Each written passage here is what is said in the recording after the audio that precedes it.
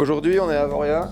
C'est la dernière semaine de la station. Il fait moins 5 degrés. Hier, il en faisait 15. On a pris un peu de neige et on part à la rencontre de Victor Davier, qui est un pro snowboarder français, mais surtout un pote. Et donc, on va rider un peu ensemble. On va surtout parler écologie.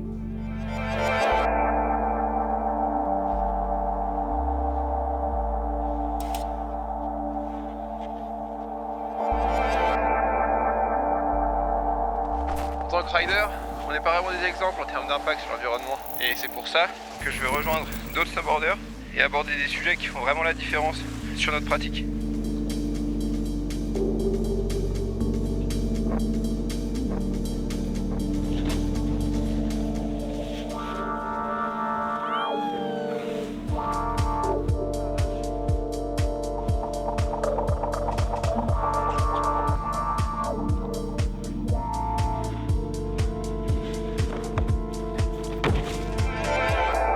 Mi-avril, poudreuse, fait du plaisir.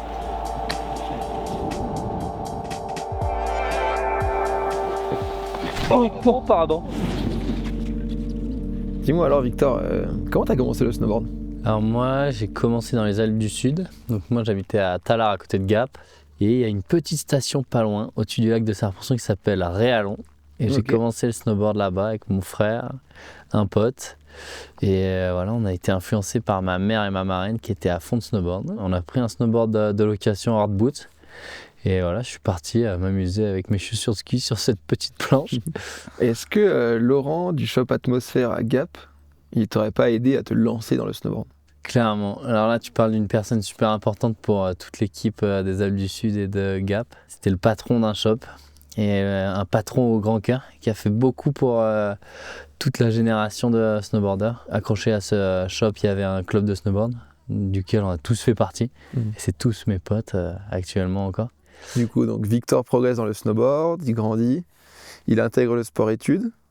Raconte-nous un peu toute cette partie de ton snowboard. Ma première compète, ça devait être à 14 ans, régional. Okay. Et voilà, ça a bien marché. Et grâce à ces premiers résultats en snowboard halfpipe minime, et ben, j'ai réussi à accéder au sport-études. Et voilà, ensuite on a eu l'opportunité, grâce à des marques ou des productions, de commencer le backcountry, donc d'aller en hors-piste, faire des jumps, s'exprimer différemment. Et là, c'était pour moi un snowboard qui me correspondait vachement plus. À travers ces 10 ans de création vidéo que tu as faites, j'imagine que les envies et ce que tu recherchais, ça a dû évoluer. J'ai vraiment eu la chance de shooter pour les plus belles prods de snow, donc c'était des super expériences, des super voyages. Mais au bout d'un moment, je voyais que je tournais en rond. Quand tu reviens au même spot et que tu te dis « Waouh, j'étais là il y a quelques années, j'ai fait tel trick, c'est que là tu dois revenir » et tu te dis « Putain, là, j'étais peut-être pas loin de mon max, tu vois. » Mais voilà, je l'ai fait et j'avais envie d'un peu d'air frais, quoi, simplement. Okay. Et donc, c'est là que j'ai créé Tripoulette. Et là, on a vécu des trucs de fou. Voyager différemment, plus engagé, vivre des expériences plus humaines. On vit des aventures incroyables et on en a encore des belles dans les rouleaux.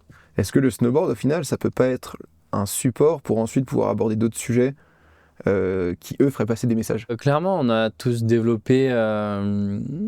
Voilà, une image et une communauté qui nous suit pour notre snowboard. Utiliser sa carrière pour être vecteur de messages. T'aimes la nature, t'en profites tous les jours, ben, tu la respectes et tu vas inciter les autres riders à potentiellement la respecter. Donc, qui est-ce qui va me sortir? Oui, voilà, comme ça.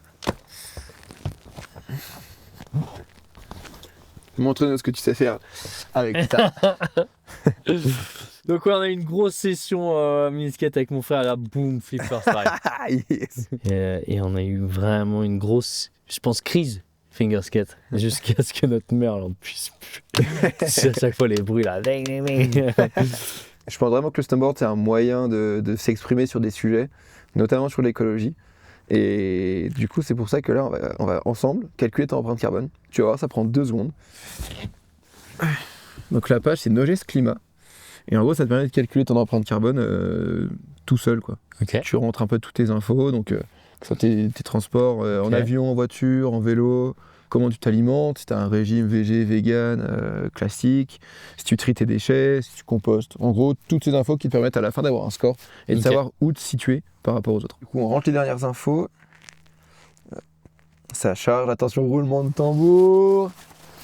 Ça nous fait 10 tonnes 3 par an, sachant que c'est à peu près la moyenne des Français. Sachant que du coup, donc, l'impact le plus conséquent, c'est le transport, classique jusque-là. Avec là, l'avion à 2 tonnes 9, 2 tonnes 100 pour la voiture. Ensuite, l'alimentation, on tombe sur 1 tonne 7. Ce qui est assez intéressant aussi sur ce site-là, c'est qu'il te montre un peu des conseils, comment tu pourrais faire pour demain baisser ton empreinte. Ouais. Donc là, ce qui vient en premier, c'est d'arrêter l'avion, évidemment. Après, quand on est pro-rider, c'est pas toujours évident. Le vrai enjeu, c'est d'arriver à pratiquer le snowboard d'une manière qui va pas faire que dans le futur, on pourra plus. C'est un peu ce que j'ai voulu faire avec Tripoulette, dans le sens où, voilà, je suis pas le militant parfait, je dirais, mais en tout cas, voilà, j'essaye de faire des efforts à mon échelle et j'essaye d'inciter les gens à faire de même. Et voilà. On retournerait ? Allez, c'est parti. Allez !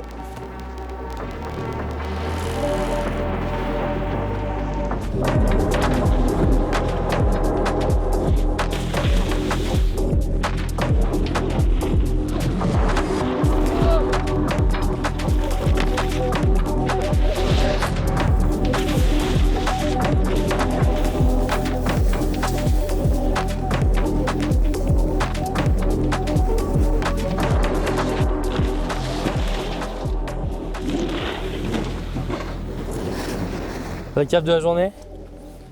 Écoute, 25 cm de neige, mi-avril. Ça C'est s'appelle un petit hold-up, je pense. hold-up luxe. De ouf. De luxe. Belle surprise, je dirais. Ouais. Alors, tiens ça. Yes, tiens, boss. Et du coup, toi, des fois, tu dis que t'as un peu l'impression de pas être assez légitime pour parler écologie ? Je trouve que ouais, je fais des efforts à mon niveau. Des efforts que certaines personnes soulignent, d'autres non. Mais en tout cas, moi, je sens que je fais pas le maximum d'efforts, donc je me sens pas le plus légitime. Simplement, on a des style de vie qui est pas irréprochable, quoi. Qui sont pas irréprochables. C'est-à-dire que voilà, par rapport à la quantité de matériel utilisé, par rapport au déplacement. Ouais, bien sûr.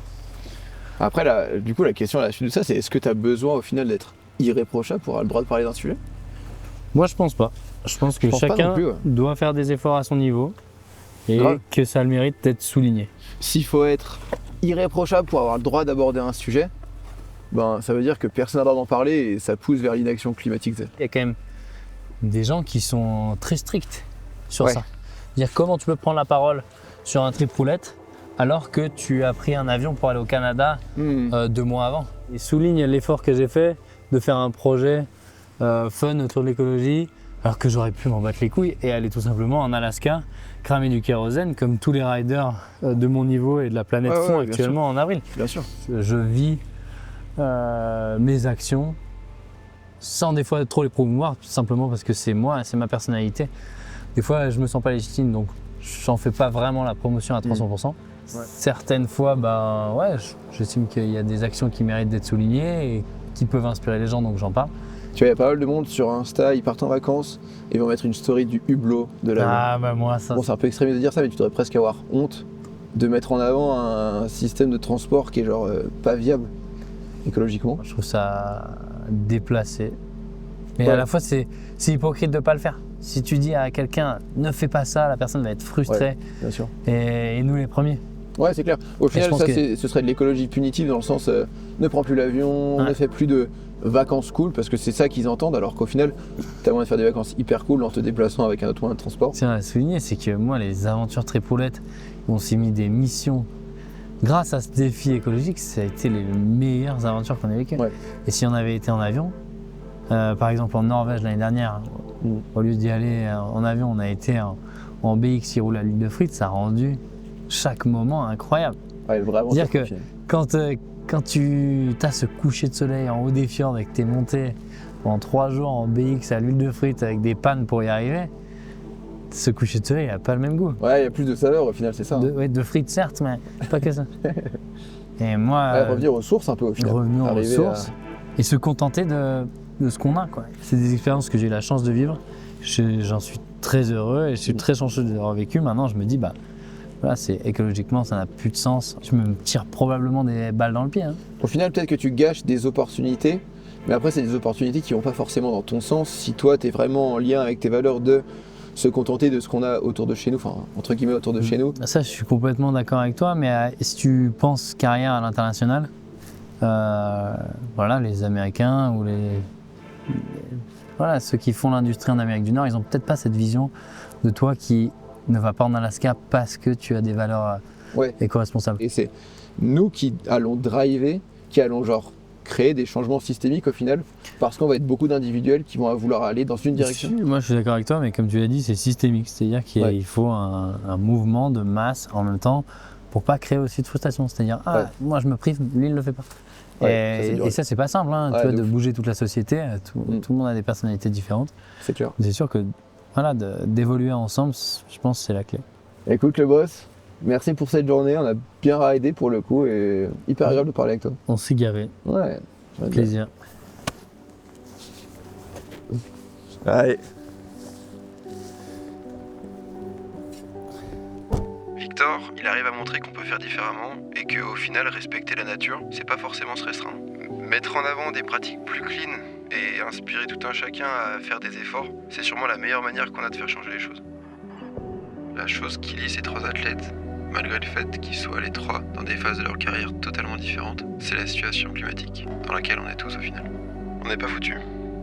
On a notre avenir climatique entre les mains. Par contre, c'est maintenant qu'on doit prendre ces décisions, qu'elles soient individuelles ou collectives, pour décider de notre avenir climatique.